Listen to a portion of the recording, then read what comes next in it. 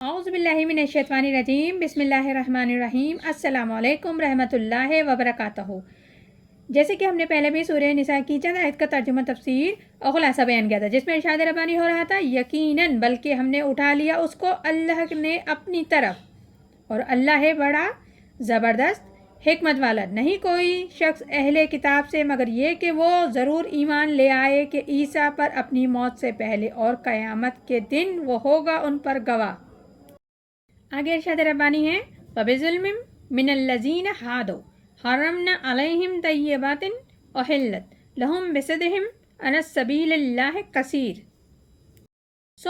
یہود کے گناہوں کی وجہ سے ہم نے حرام کی ان پر بہت سی پاکیزہ چیزیں جو حلال کی گئی تھیں ان پر، اور ان کے روکے جانے کی وجہ سے اللہ کی راہ سے بہت سے لوگوں کو۔ یہاں رب العزت کا ارشاد ربانی ہو رہا ہے کہ اللہ تعالیٰ کی ایک سنت یہ بھی ہے کہ کسی بھی قوم کے معاملے میں ایک قوم جو حد سے زیادہ گزر جاتی ہے، یعنی کہ کوئی قوم کسی معاملے میں حد سے زیادہ گزر جاتی ہے تو اس کی سزا کی ایک شکل یہ بھی ہوتی ہے کہ اس کو حلال چیزوں سے بھی محروم کر دیا جاتا ہے، اس پر حرام کر دی جاتی ہے۔ تو وہ لوگ جنہوں نے یہودیت اختیار کی ہوئی ہے، ان کی غلط روش کے باعث اللہ تعالیٰ فرماتا ہے کہ ہم نے بعض چیزیں جو ان پر حرام کر دیں جو اصولاً ان پر حلال تھیں، جیسے کہ حضرت یعقوب علیہ السلام نے اونٹ کا گوشت کھانا چھوڑ دیا تھا، ان کو پسند نہیں تھا، لیکن ایسا نہیں تھا کہ وہ اونٹ کا گوشت حرام ہو، لیکن وہ حلال تھا، پر ان کی قوم نے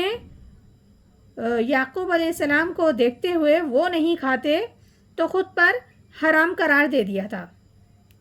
تو پھر اللہ تعالیٰ نے سزا کے طور پر ان پر یہ تنگی کر دی تھی کہ چلو تم پر اب یہ حرام ہے، بسبب ان کے کہ اللہ کے راستے سے رکنے کے لیے، یعنی کہ وہ اللہ کی راہ میں نہیں نکلتے تھے، رک جاتے تھے، کوئی بھی چھوٹی موٹی وجوہات بتا کر رک جاتے تھے، نہ صرف خود رکتے تھے بلکہ دوسروں کو بھی روکنے پر مامور ہو گئے تھے کہ انہیں بھی روکتے تھے کہ آپ اللہ کی راہ میں نہیں نکلو۔ اسی وجہ سے اللہ تعالیٰ نے ان پر حلال چیزیں حرام کر دیں اور حلال چیزوں سے ان کو محروم کر دیا۔ آگے ارشاد ربانی ہے وَأَخْذِهِمُ الرِّبَا وَقَدْ نَهُوا عَنْهُ وَأَكْلِهِمُ أَمْوَالَ النَّاسِ بِالْبَاطِلِ وَأَعْتَدْنَا لِلْكَافِرِينَ مِنْهُمْ عَذَابٌ أَلِيمٌ، اور سود لینے کی وجہ سے، حالانکہ وہ اس سے روکے جا چکے تھے، ان کے لوگوں کے مال کھانے کی وجہ سے باطل طریقوں سے، اور تیار کر رکھا ہے ہم نے کافروں کے واسطے جو ان میں سے ہیں عذاب دردناک۔ ان آیت میں رب العزت بتا رہے ہیں کہ ان کے جرائم کی فہرست میں یہ بھی شامل ہے کہ ان کا سود کھانا، اور یہ کہ وہ ان سے روک لیے گئے تھے کہ سود ان کے لیے ان کی شریعت میں حرام تھا، آج بھی حرام ہے یہودی شریعت میں، لیکن وہ لوگ یہ سمجھتے ہیں کہ سود کا لین دین یہودیوں کا آپس میں حرام ہے، ایک یہودی دوسرے یہودی سے سود کا لین دین نہیں کرے گا، لیکن دیگر مذاہب کے لوگوں سے وہ سود کا لین دین کر سکتا ہے۔ وہ سمجھتے ہیں کہ ہم پر کوئی گرفت نہیں، ہماری کوئی پکڑ نہیں، اور نہ ہی ہم جسے چاہیں لوٹا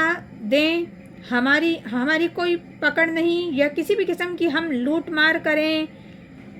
تو ہم سے کوئی حساب کتاب نہیں ہوگا، کیونکہ وہ اپنے آپ کو ایک چہیتی قوم سمجھتے تھے۔ بسبب ان لوگوں کے مال ہڑپ کرنے کے ان کو رب العزت حلال چیزوں سے محروم کر دیتا ہے اور ان پر وہ حرام کر دیتا ہے۔ اب ان میں سے جو کافر ہیں، کفر کی روش اختیار کیے ہوئے ہیں، تو ان کے لیے ہم نے بڑا دردناک عذاب تیار کر رکھا ہے۔ رب العزت بار بار وارن کرتے رہتے ہیں، بتاتے ہیں اپنی ہر آیات میں کہ جو کفر کی روش اختیار کیے رکھتا ہے، ہدایت آنے کے باوجود بھی گمراہی میں مبتلا رہتا ہے، تو ٹھیک ہے، رہو مبتلا، ہم بھی تمہارے لیے وہ عذاب تیار کر کے رکھ رہے ہیں کہ جس میں سے تم کبھی نہیں نکل پاؤ گے، نکلنا بھی چاہو گے کبھی نہیں نکل پاؤ گے، نہ ہی کوئی تمہاری سفارش کر سکے گا، نہ تمہیں بچا سکے گا، نہ تمہاری کوئی فریاد سن سکے گا، تم ہمیشہ اس عذاب کو جھیلتے رہو گے۔ یہ سورہ نساء ہے جس کی ابھی ہم نے 2 آیتوں کا ترجمہ، تفسیر اور خلاصہ بیان کیا۔ انشاءاللہ تعالی آگے بھی مزید کرتے رہیں گے۔ پروردگار عالم ہم سب کو قرآن پاک صحیح طریقے سے پڑھنے، سمجھنے اور عمل کرنے کی توفیق عطا فرمائے۔ آمین ثم آمین۔ جزاک اللہ۔ اگر آپ کو ہماری یہ ویڈیو پسند آئی ہے تو اسے لائک کریں، چینل کو سبسکرائب کریں اور جزائے خیر کے طور پر آگے شیئر کریں۔